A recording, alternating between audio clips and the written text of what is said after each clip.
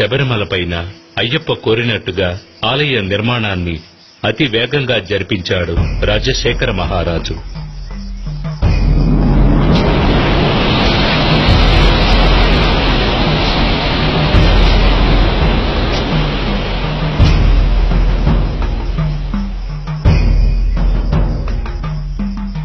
ఆ ఆలయంలో జీవిత తత్వాలను వివరించే విధంగా 18 మెట్లను కూడా ఏర్పరిచాడు.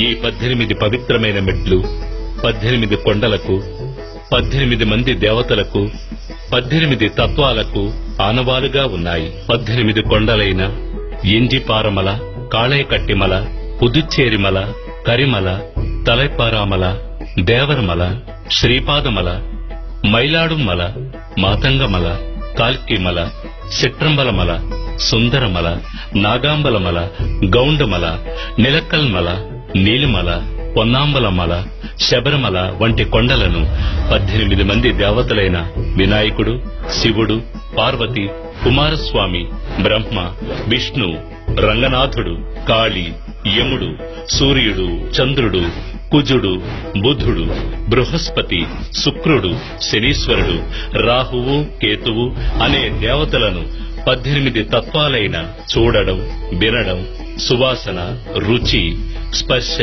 కామం, దురాశ, క్రోధం, లోభం, మోహం, మదం, మాత్సర్యం, డాంబికం, సాత్వికం, రాజసం, తామసం, విద్య, అవిద్య వంటి గుణాలను తెలియజెప్పే విధంగా స్వామి తత్వాధీనుడై ఉన్నాడని తెలియజెప్పడమే ఈ 18 మెట్ల ఉద్దేశం.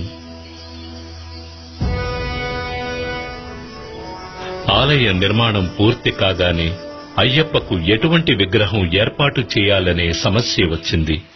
అప్పుడు పరశురాముడే తీసుకువచ్చిన శాస్తా విగ్రహమైన 2 కాళ్లను మడిచి కలిపిన యోగ పట్టముతో వందనము చేసిన రీతిన తత్వమసి అనే చిన్ముద్రతో కూడిన స్వామివారి రూపమే తగినది అనే భగవంతుని ఆనతి ప్రకారం మకర సంక్రాంతి దినమైనటువంటి శుభదినాన కృష్ణపక్షం పంచమి తిథి ఉత్తర నక్షత్రయుక్త శుభదినమున పరశురాముడు ధర్మశాస్త్రాను ప్రతిష్ఠించాడు.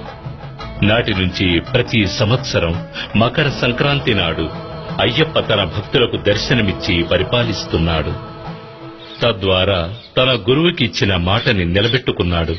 తనని శరణు కోరిన వారికి సద్గతి లభిస్తుందని తెలియజేసే విధంగా కుడి చేతిని కుడి మోకాలపైన ఉంచి అభయహస్తంతో అనుగ్రహిస్తున్నాడు అయ్యప్ప.